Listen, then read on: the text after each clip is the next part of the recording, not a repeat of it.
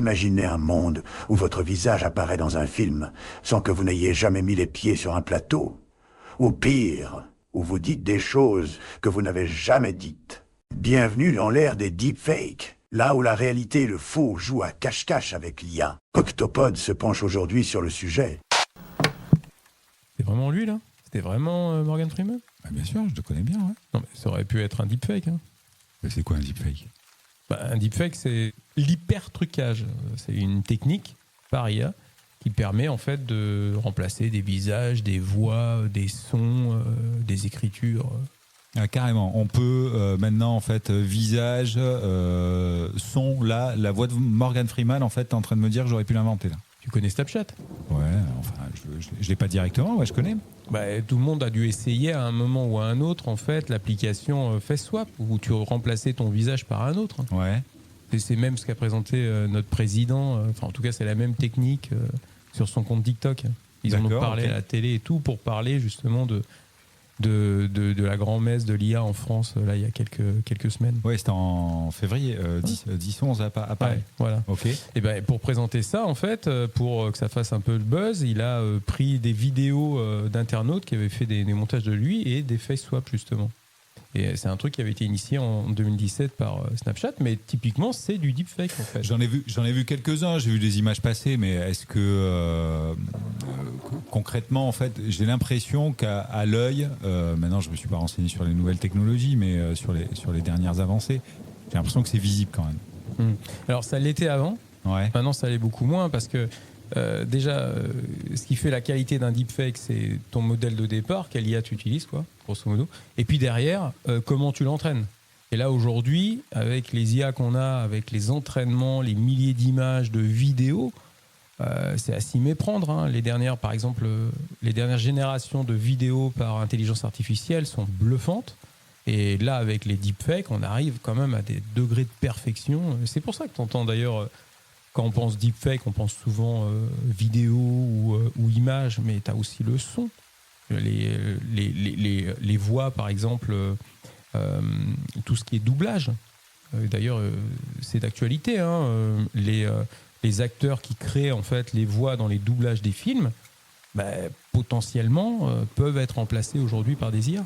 Oui, j'ai vu en fait qu'il y avait effectivement quelques doublages qui avaient été faits, des publicités qui avaient été faites, etc., etc. Il y a encore des latences, il y a encore des difficultés quand même dans les dernières avancées. Oui, entre autres, tout ce qui est synchronisation des lèvres, c'est souvent imparfait.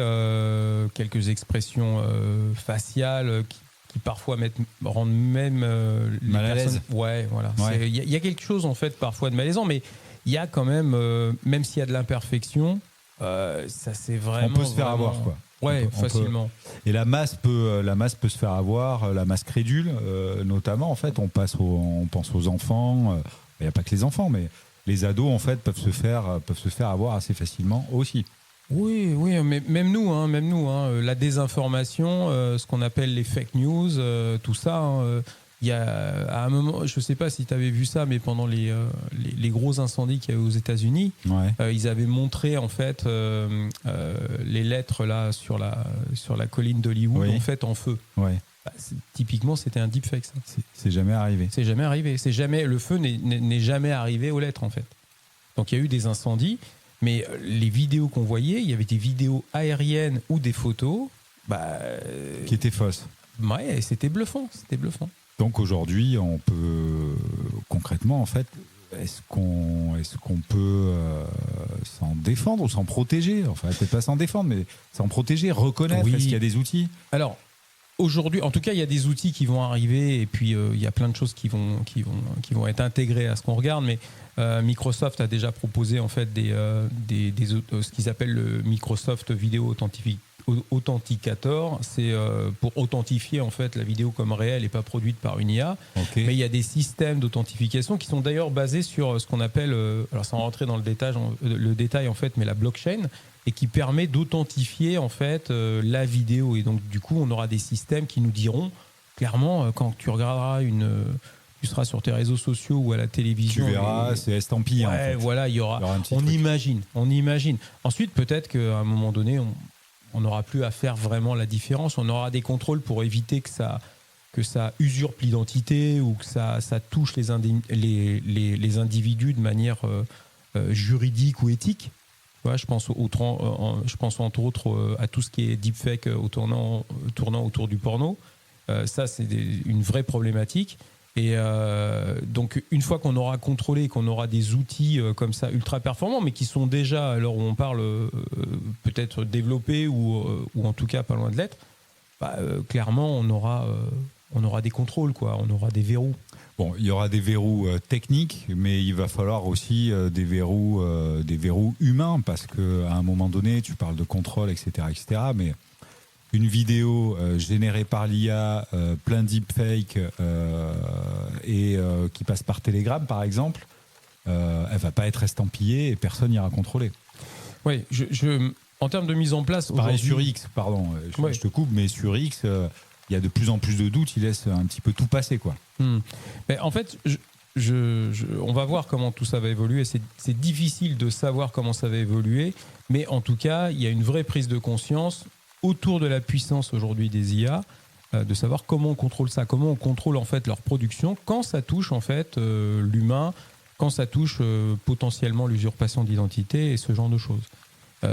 Donc il y aura forcément des contrôles. Ensuite, au centre de tout ça, tu as quand même l'humain. C'est plus facile de prendre ce qui vient en disant c'est réel plutôt que de réfléchir et de voir ce qui se cache derrière, quoi. Ouais, toujours avoir conservé l'esprit critique, aller chercher une deuxième, une troisième, une quatrième source, parce que le danger, mais bon, on est de moins en moins habitué à le faire. C'est aussi ça en fait, la corrélation et le danger qui peut y avoir derrière. Mais effectivement, multiplier les sources d'informations pour pouvoir les vérifier. Ouais. Ça fait partie d'une des protections humaines en fait qu'on peut mettre en place. C'est ça. Donc on verra ce que nous réserve l'avenir là-dessus. Bon, en tout cas, on n'est pas à l'abri du tout en fait demain de recevoir Hugh Jackman ou Tina Turner. Tina Turner, ça risque d'être un petit peu plus compliqué, non ? Oui. En tout cas, tout à l'heure, c'était vraiment Morgan Freeman. T'es sûr de ça ? Certain.